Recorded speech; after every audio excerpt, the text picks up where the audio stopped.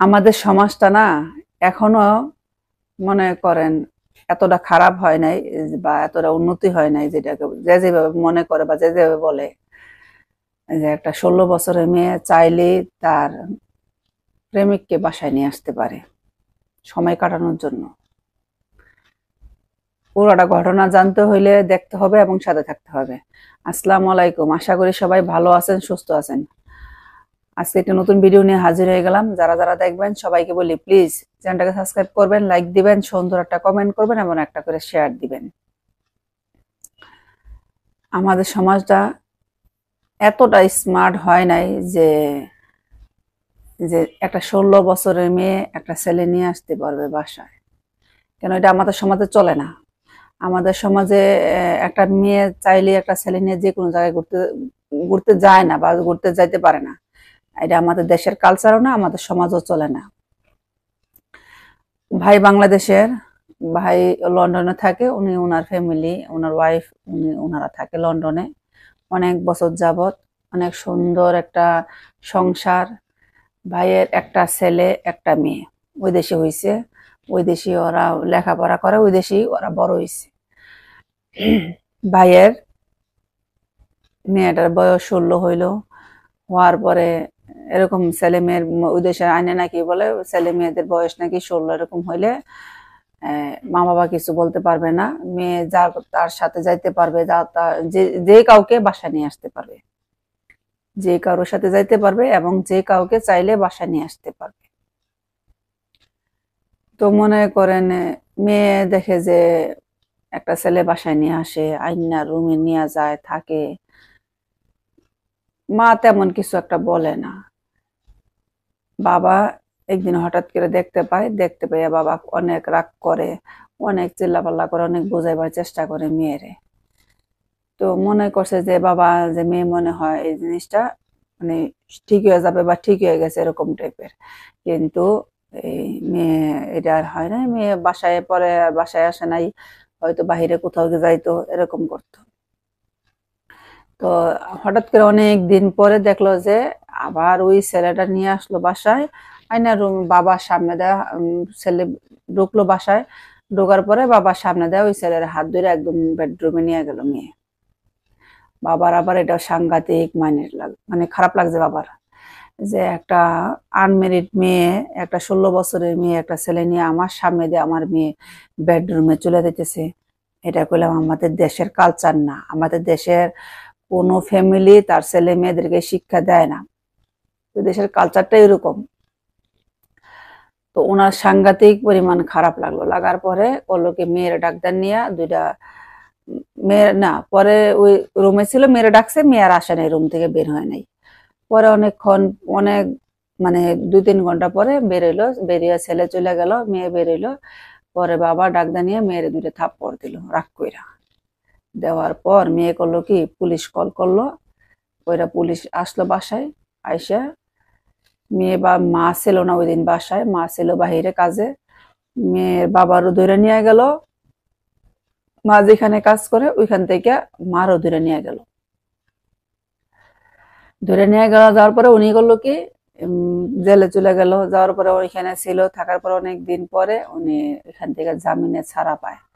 পাওয়ার পরে উনি ওনার মানে ওইখানকার বাড়ি গাড়ি ব্যবসা বাণিজ্য যা ছিল যতটুকু সম্ভব উনি বেচতে পারছে, এবং যতটুকু মনে করেন একদম কম প্রাইসেও উনি বিক্রি কইরা, আবার অনেক আত্মীয় স্বজন যারা আসছিল তাদেরকে কম বেশি দিয়া টিয়া উনি মেয়ে ছেলে মেয়েরে নিয়ে বলছে যে আমি বাংলাদেশে ঘুরতে যাব বইলা বাংলাদেশে এসে পড়ছে ছেলে মেয়েরে নিয়ে।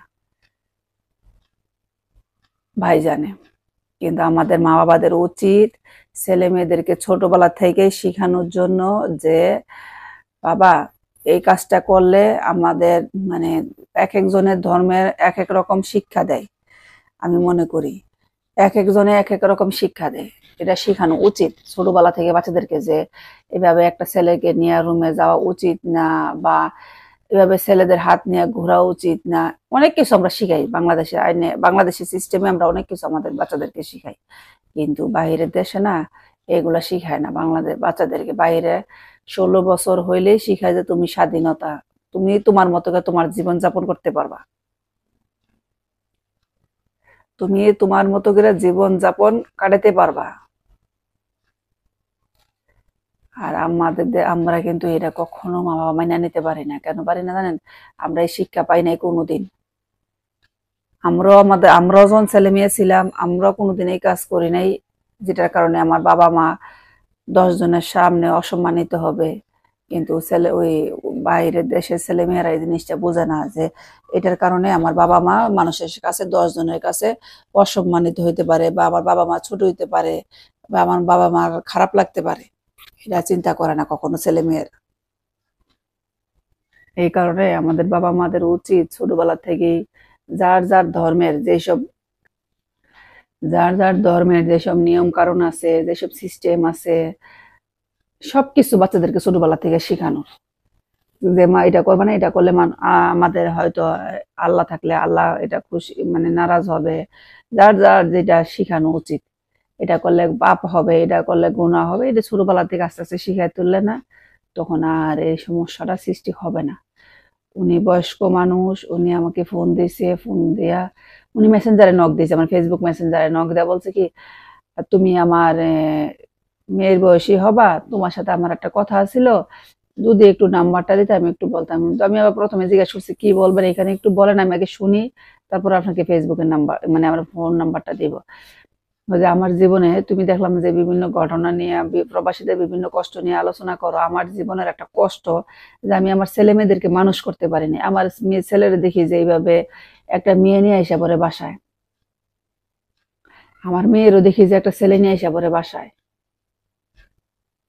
আমি তাদের সুখের জন্য, তাদেরকে ভালোভাবে মানুষ করার জন্য, তাদেরকে ভালোভাবে সমাজের মধ্যে প্রতিষ্ঠিত করার জন্য কি না করলাম, আর তারা করলো কি, আমার মা মানে মান সম্মান ইজ্জত, যেটা আমাদের ধর্ম নাই, আমাদের ইসলাম ধর্ম বলে নাই যে একটা বিয়ের আগে একটা ছেলে একটা মেয়ে নিয়ে এসে বলবে, একটা মেয়ে একটা ছেলে নিয়ে যাবে, এটা পাপ গুনাহ।